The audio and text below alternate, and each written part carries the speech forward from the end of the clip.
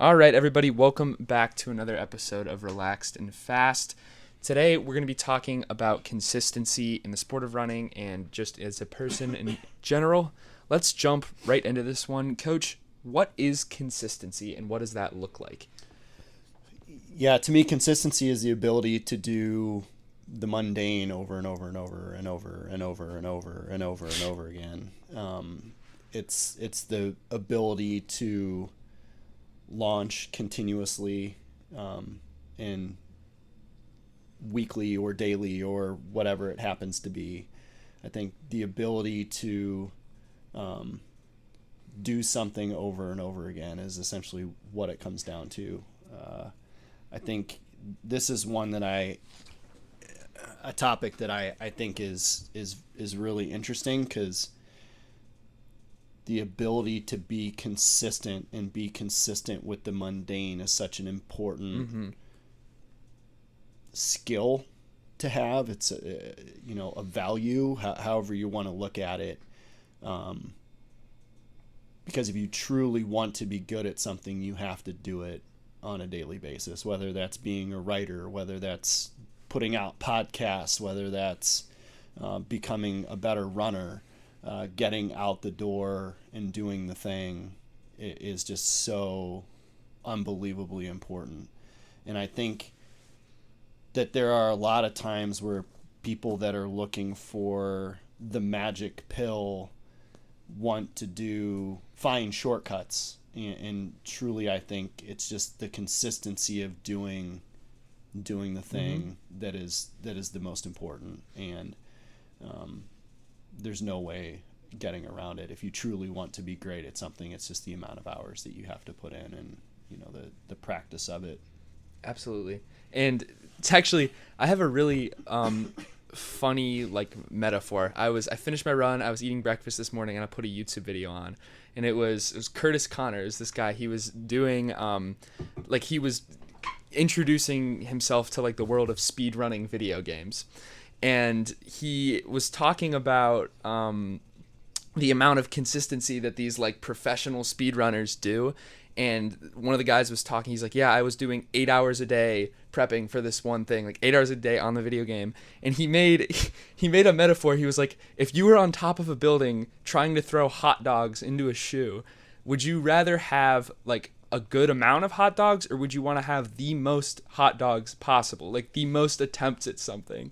So it kind of goes into that, when you're training for a sport, and specifically talking about cross country and track, do you just want to have you went out and did the bare minimum, you went out and did your workouts and a couple easy runs, or do you want to have the most amount of experience that you can possibly have? It was we just finished recording the national recap episode, and Hope brought up the fifth years that just have so much more experience and consistency at these national meets. And not just looking at meets, just training in general, you're going to have a leg up over your competitors if you're doing everything, because if you're not taking shortcuts and if you're truly doing everything that you can, then that's all you can do. And then what are the things that should stay consistent for success? What should you specifically be staying consistent in? Just your training, the things outside of it? The hot dog into a shoe might be one of the most interesting examples I've ever heard. Does this guy practice throwing hot dogs into shoes? It's a great question, Coach. Yeah. It's a great question. I heard that. These are the questions I want to know. Do you practice getting lacrosse balls stuck up on ledges? It takes a lot of practice. Oh boy, we could do a whole episode about that. Coach has this thing that in practice there's this ledge, and he's got lacrosse balls. And when he gets bored during indoor, he throws it up in the air and somehow managed to get it stuck on the ledge once. So now it's multiple a game times that he has to get the ball stuck up on the ledge and see how many throws it takes him to do it.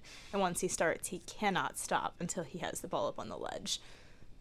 My neurodivergence. So why you make fun of hot dogs and shoes? Yeah, I'm just that's where my brain went, Hope, because once I'm trying, if I'm gonna try this, I'm gonna complete it at least once. I as gotta, silly as it might seem, you gotta get it I done. gotta do it. I think it's better to get out the door and get something in every single day than it is, if we're speaking in running terms. I think it's better to get out the door and get something in every day and consistently get 4 or 5 miles in every day than it is to once a week run 15 miles. Yep. And so, or go out and try to just hammer a workout and then get one other run in per week. You're probably better off just getting your runs in every single day and whatever that mileage needs to be, because that'll at least lay a good enough base for you to draw on at a later point in time. And so the more consistently that you can do that, I think it also helps to build the habit. So I really, truly haven't taken a day off of running since like September 14th, 2012. I had to take 2 weeks off for a surgery when I physically just could not run. But as soon as I could, I was back walking. And then as soon as I could, I was back trying to jog around the block. I don't give myself an option to not run every day. It is built into who I am and what I do. And so I will set my alarm based on the amount of time that I need to get a run in the morning. And it is part of my day. It is as much a part of my day as drinking water becomes part of your day. You should probably do that every day too, right? And so that ability, consistency is always key. And so, once again, starting with the big things and being very consistent with the big things is first and foremost the most important thing that you can do. And then I think starting to become more consistent with the little things is how you truly become like next level good type of thing.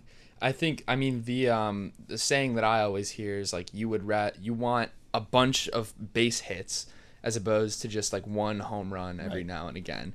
I was literally just scrolling through Strava today and I saw someone talking about that. Yep. And it's true. It's the truth. It's just about and I think the same goes for even workouts too. It's better to consistently get solid workouts in than to hit a home run on a workout and then have 4 or 5 really bad workouts in a row. Like, it's better to just consistently, once again, get on base than it is to hit a home run and then strike out for 4 or 5 workouts in a row.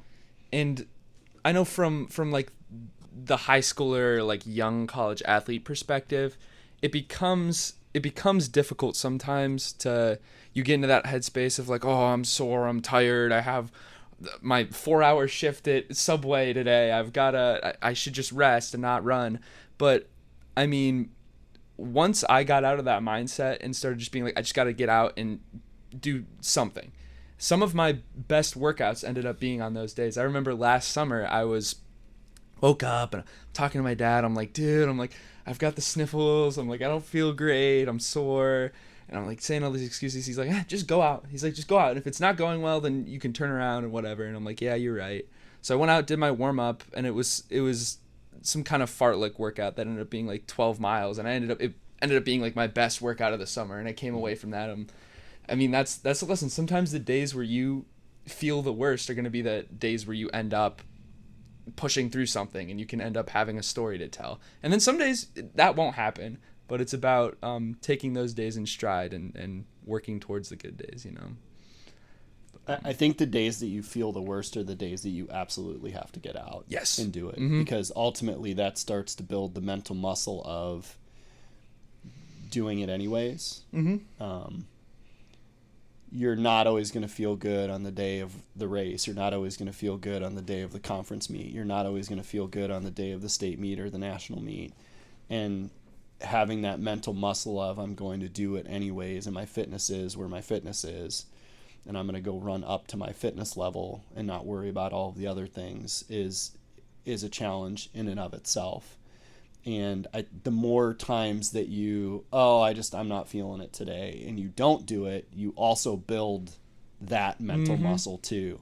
And you give yourself a cop out, and then one day becomes 2 days, and 2 days becomes 3 days. And ultimately, that's why I started this stupid running streak that I have, is because I went from working at Wichita State, where I had a lot more free time and I was training at a fairly high level and I was getting really, really fit, to taking this job at Nebraska, where I was working 80 to 90 hours a week, and I was in the office until 10 or 11 o'clock at night every night.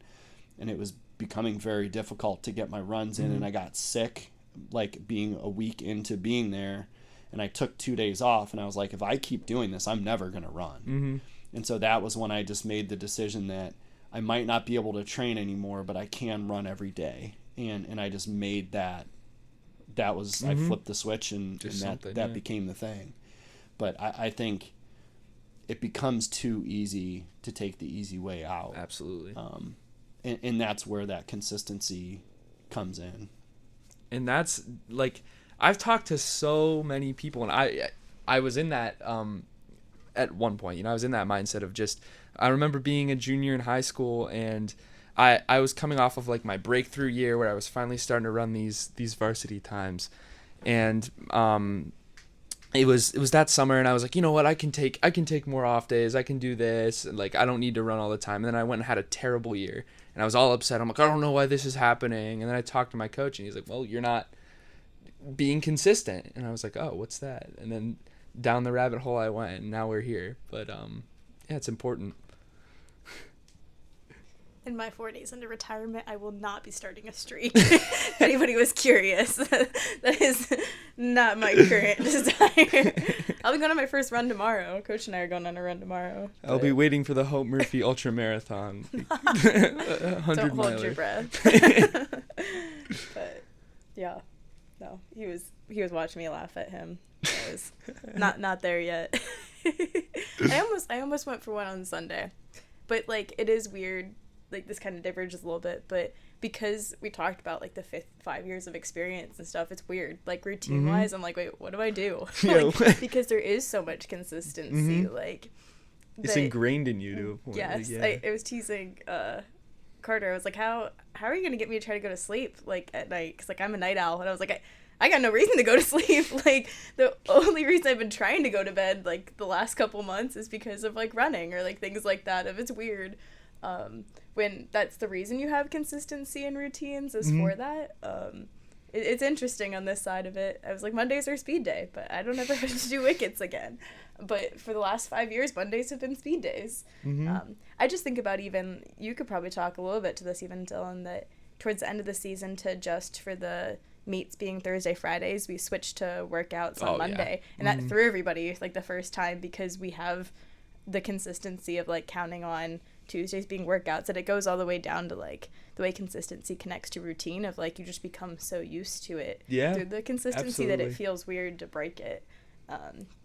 So it's like that, but on a much extremer level. I know we did the Little Things episode, and I know we talked about sleep, and you mentioned there about like how it's not necessarily about like, it is about like the effects of it, but it's also just about having a routine. And yeah, that's an insanely important part of it. Like when I was at my fittest this indoor season and I was running 4:17 in the mile, every single day, like even if I didn't have a morning run scheduled, I was getting up at 6-7 a.m. and I would go and I would get like some correctives in and I'd get breakfast, because I was just, it's so much easier to do it if you just have a routine. Because then on the days where you have to wake up at 6 or 7 to do a run, it's not like, oh my god, I have to wake up 4 hours earlier than I normally do, and then it's just a whole other challenge. Like if you can just get used to it, it's easy, But yeah. I'm gonna turn it a little bit different here. Of like we talked about like consistencies of routines, but like there's also the consistency of performance and the way that like builds up, of consistently running the same times over and over. Like there's reasons we're assigned paces. And we talked about that at one point. I forget, was it my sophomore year or junior? Lesha was still running with me. and I was all over the place for one of my like 300 workouts at the 1500 pace. And I remember one of the weeks I complained, I just feel like I don't know what 1500 pace was. And you finally came back with, well, if you ran the pace consistently at practice, then you would know what 1500 pace felt like. And I was like, oh. And that's kind of changed. Like sometimes you do push and you do rip harder if that's the goal, but sometimes it is important to just run that pace, because that consistency builds like the performance piece of it. In workouts and knowing your different paces and knowing by feel. Like you guys used to tease Carter about being like tempo pace, his thing that he's run so many miles consistently at that pace that he just knows it. That there's that half of it too of like, yes, habits are important, yes, routines are important, but like your body just starts to listen to the consistency. And I went back and forth sitting here whether or not I was actually gonna like share this because it pissed me off when the counselor said it to me. But when I went to the sports psych very, very temporarily, one of the things he said, which is true, I just ran 209 for the 5th or 6th time now, is that like I have run 209, 209, 209. For a while, I got stuck in 503. I ran 503, 503, 503, 503, and I'd run faster than that before. And like I run 207, but like in reality, I'm probably more a 209 girl. Like you can count a 209 out of me. And that the like sports like it said like take your top 5 times and kind of average them. Like what are you really consistently running? And usually there's a breakthrough after that. For me, it was I ran the 207. Like you're capable of doing more than that, but there is something about like being able to consistently like hit that same time to know that like 209 is something I can comfortably be like I can run 209. And it got me an All-American. I know I can run 209. And that there's that whole like performance level of it too beyond just the day-to-day. And then unless you guys good with this question, do we have anything else? So the next question we have here is, how do you stay consistent when the motivation fades? Which is sort of what we were beginning to talk about. But when it gets hard, how do you keep continuing to do it? I think this is honestly for me that it's a suck it up buttercup type of moment. Like just go do the thing. Like life isn't always easy, and there are a lot of times where you have to do things you don't want to do. And I think that's one of the most challenging parts of our society right now, is that a lot of times people are just told, well, just take the easy way out. If it's hard, don't do it. If you don't like it, don't do it. But you're not always going to like the thing. Yeah. It's really easy to talk about and say you want to accomplish grand goal down the line. You want to write a book. You want to have a podcast. You want to be an All-American or qualify to nationals or whatever it is. But then the reality is that if you want to write a book, you have to write thousands of words, and you're probably going to have to write on a daily basis. And once you actually write the book, that's probably your first draft of the book, and then it's going to have to go through multiple drafts after that. And there's a lot of times where it's going to become difficult, and people stop and don't do the thing anymore, because it is hard. You know, what's the saying? If it was easy, everybody would do it. And I think that goes with anything. It goes with relationships. If you're not consistently communicating with somebody that you're trying to have a relationship with, then your relationship probably isn't going to be as good. You know, if you're trying to get good at running, you need to get out the door and you need to do it every day, whether you want to do it or not, no matter what the weather is or not. And it's interesting. I was talking to a group of coaches this past weekend at the national meet, and they're like, because I have my Instagram I'm posting every day where I'm going for my run, and there's a lot of people that are like, I'm just so blown away that you can just get a run in every day, especially during, you know, the dark winter months. And once again, I think that's an absurd comment, just because I don't even think about it. I just get up and check the weather and put the clothes on that I need to go outside and do the thing and hope that my fingers don't fall off because they're so cold. But I'm still going to get that run in, whether it's a mile or 6 miles or 15 miles. I'm still going to get it in, and I just don't even give myself the option. And so I think that's remembering why you're doing the thing, I think is really important. But ultimately, this is what you signed up for. You're you signed up for a reason. This is what it takes to do the thing that the goal that you have. You just need to go do it. And you started touching on the fact of like, this isn't just about a, for a sport. Consistency is something that you need in every aspect of your life. Like, it's having consistency within a sport or within something that you enjoy is going to leave you better off for the rest of your life, if that makes sense. Like, you know, I know I love this sport, but there's times where you get up and it's negative 30 degrees outside and you're like, why am I doing this? I don't want to do this. But then if you can suck it up and go do it, and to the best of your ability, then that makes every other hard thing in your life that much easier. Like, I've had days where there's that kind of run. I feel terrible in the morning. I get up and I get it done, and then the rest of my day I feel better because I'm just thinking to myself, I did that. Like, I pushed through something hard, so this 5-page essay is a lot easier. Like, I can do that. That's easy. You know, I don't have to go stand out in the cold for an hour and a half. I just sit in my bed and eat a Pop-Tart while I'm doing this. Like, I like the analogy because it's not even really an analogy. It's just like the truth of the comparing, like the running to like a relationship with a person is like, you want to be able to like trust a person in like a relationship, whether it's a friend or like a partner or whatever. But like, you don't just have, like, they have to build the consistency to have the trust so you can count on it to be there when you need them to. Like, I think about one of my friends in, like, a note to me, told me I was one of the most consistent people in her life, and that was, I think, one of the biggest compliments I feel like I've had from a friend, and, like, take that serious, and it has changed the way of, like, interact with friends and things like that. Is like, people need consistency. They need to count on how you're going to react and be able to know you're going to tell them the truth and different things like that. And I think in training, that's what we want too, is you want your body to be able to tell you the truth, and to be actually able to rely on it. Part of being able to rely on your body doing what it needs to is because you've seen the consistency. You can count on it to perform because of the work you put in, just like you count on people based on their actions and things like that. If we hold people to standards on actions, we can hold ourselves and our body in that like tough, dark zone of racing on your own actions. But yeah, I don't know. I like that comparison and the way it does like that's a really all good one. Carry through, really, and it is all applicable.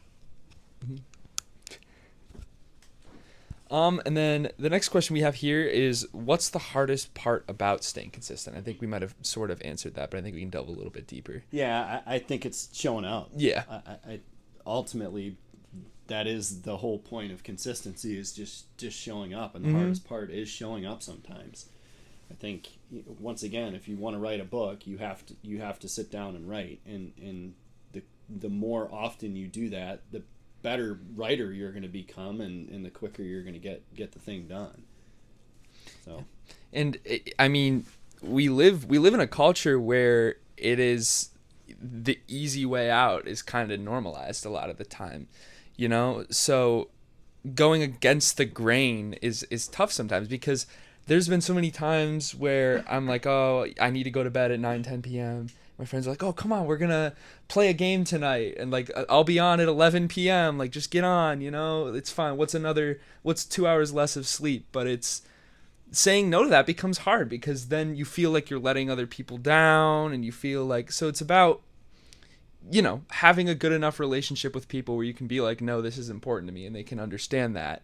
And then, you know, not just giving into that and be like, yeah, you're right. Being strong enough to still do the things that you need to do. Yeah, that's what I was gonna add. It's not the hardest part, but understanding that some people aren't gonna understand. They're just not gonna understand why you're doing and what you're doing. At times, a lot of consistency happens alone.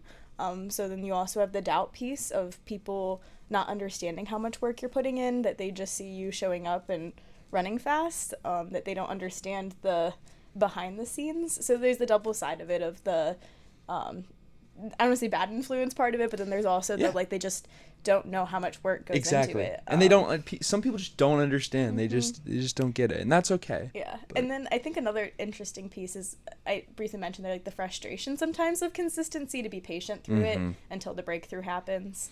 That you have to put the time in to get there. So the patience through the frustration sometimes of like getting stuck. junior year, I got stuck at that 5:03 to a point I wasn't even allowed to say it. Coach banned me from talking about it. That I was in so much better shape than that.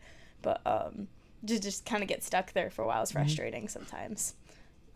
And I eventually broke it and got through and got to the national meet that year and stuff. But it can be frustrating, the consistency. Absolutely. But waiting it out is worth it. Yeah, because I think that's interesting you mentioned that, because it's possible to get consistent. I guess I think the word I'm looking for is kind of complacent with the place that you're at. And like I think my junior and senior year kind of got in a point where I was running these fast times that were my goal for so long. So you kind of get into that headspace of like, oh, well, if I just keep doing what I'm doing, then I'll be at this spot. But it's about once you hit a goal, and we've talked about this in past episodes and that kind of thing. But once you hit that goal, and once you kind of accomplish your goals, it's about continuing to be consistent, but not consistent doing the same thing. You need to be able to level up what you're doing and kind of adjust your routine for that. Because it's very easy to be like, well, I've been doing this same thing for years, but that might be what's holding you back. Sometimes you need that little something fresh in your routine. There's studies that changing things within your routine can be that little breakthrough. Like it can positively affect your mental state a lot. So sometimes just looking at that. Something kind of funny. Somebody asked me after my 2:07 if I felt like we were going that fast. And I think the answer was, I knew we were at least running 2:09. Like, I knew I needed to go sub 10, so I knew I needed to at least run 2:09 that day. And like I said, I know what 2:09 feels like enough that I knew we had at least done that. That, like, we were going a little fast towards the end, that I knew if we were all running that, if we were all trying to outkick each other, it was probably going to work out to be about 2:08.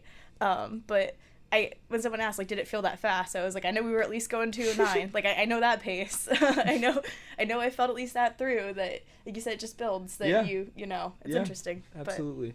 But, absolutely. I think that's what we have for that part. I think we can jump into these rapid fire questions here. We got some pretty interesting ones too. Starting off with, what is the last TV show that you watched? Becky and I have been watching Tracker, so we kind of started that from the beginning. I think I've ever heard of that. I think that's what it's called. And then I have been watching Welcome to Wrexham. That has a new season out, so I've been watching that as well. I've been anxiously awaiting the new season of Welcome to Wrexham. I just finished season 1 of Chosen, so I just started season 2 of Chosen, like 2 episodes in. It's the show. It's like the life of Jesus and like the gospel and all the way through. It's pretty good. It's been out for a while, for years. Yeah. I'm just finally now actually getting time to watch it. I started watching it during finals and had to stop. I was too consumed by it. But now I've got the free time to go back to watching it. So started that again last night. There you go. I'm not. I would love to be like a TV show guy. I was just talking with my girlfriend yesterday. I think I've only watched like 3 or 4 TV shows all the way through. So the last thing I watched though is I started watching Pokemon Indigo League, which was I watched like 2 episodes and then I was like, oh, this is good, and then just never went back to it. 3 very different shows. The whole spectrum. The next question we got here: What is one thing you always travel with? My running stuff. Yeah. 'Cause I have to get my run in. Mm-hmm. I don't know. I can't think of anything. 17 bags is Hope's answer. Yeah, to the national meet I take 7 bags. Just the national meet? Are we limiting this just to the national meet? I did meet? Better this season. This season I kept it to 3 per meet. It used to be 4. Yeah, I don't know. Because I don't know what one thing I take everywhere. I usually carry a water bottle everywhere with me, whether or not I'm actively drinking out of it, but there's usually a water bottle with me. I don't know. I think mine is I feel like keys. I lose them. every time I go to like an extended trip or like somewhere with a TV, I'm bringing my Wii.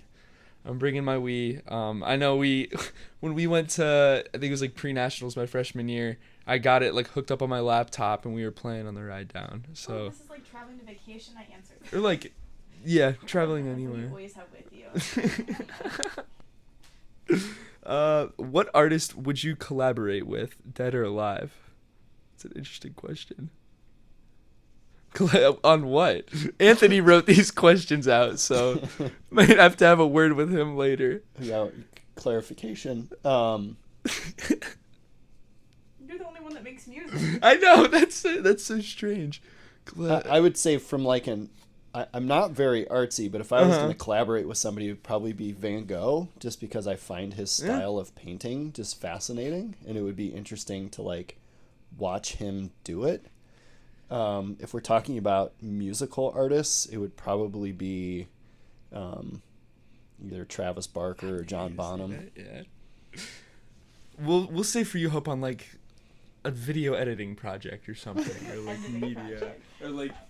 You know what? I'm gonna give Jen a shout out. Jen from D3 Glory Days. She can I'll pose and she can take pictures. If she needs she needs someone for her portfolio, I'll run. She's taken lots of pictures. A lot of my favorite pictures she's taken of me. The speed suit tends to track to cameras.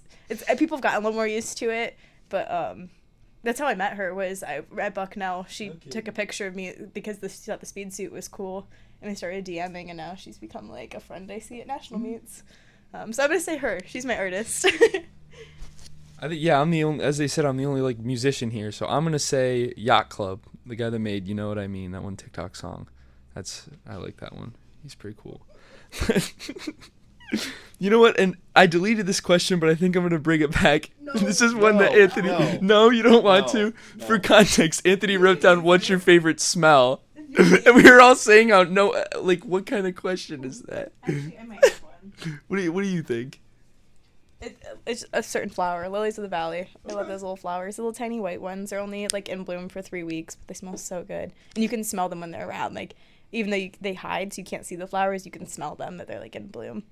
So there you go. I guess I'll answer the weird question. I guess mine would be like the smell after a thunderstorm during the summer. That's actually a good one. I could say what my least favorite smell is. No, we're not. No, we're not. No, this is a good one. It's when you like walk into the house and like the crock pot's going. I hate that. What?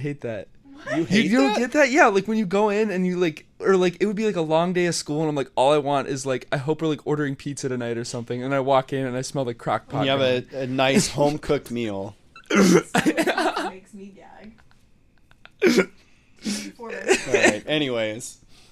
All right, last question we have here. This one's specifically for Coach. What is your favorite Blink-182 song? Adam's song has always been my favorite. That's a good pick. Yeah. I was thinking about this on my run today. I think mine is "Miss You." It came on in my headphones and I was like, yeah, that's another. I have different favorite songs for different reasons, because a lot of I'm a person that attaches songs to moments in my life, and so they all have different kind of meanings and stuff. Do you have a song for the national meet? Do you have a song for the national meet?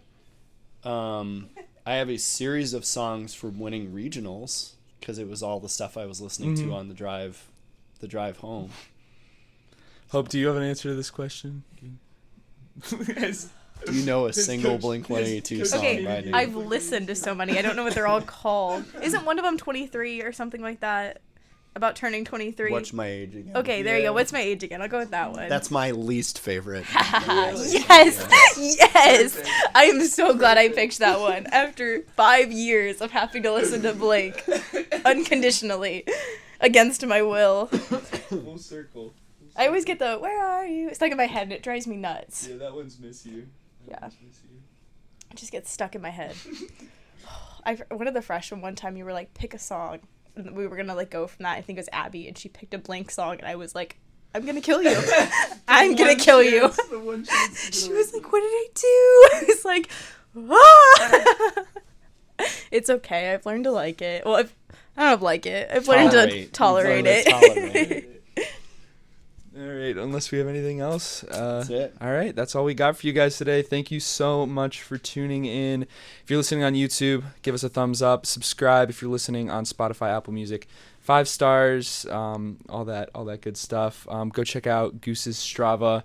Link in bio on our Instagram at relaxedfast.pod. That's what it is. If you're a high schooler at one of the regional meets, see if you can find Coach and just get a sticker from him. We're going to send him out with relaxed and fast stuff. So I don't know if we still have high schoolers listening, but if you are, go find him for a sticker of Goose. Anyone, just for Goose. If you run into us, get a relaxed and fast sticker. I'll carry him on me while I'm sleeping or something. I did have them with me at nationals. I handed out a couple of them. You were waiting. All right, thank you guys so much for listening. We'll see you in the next episode.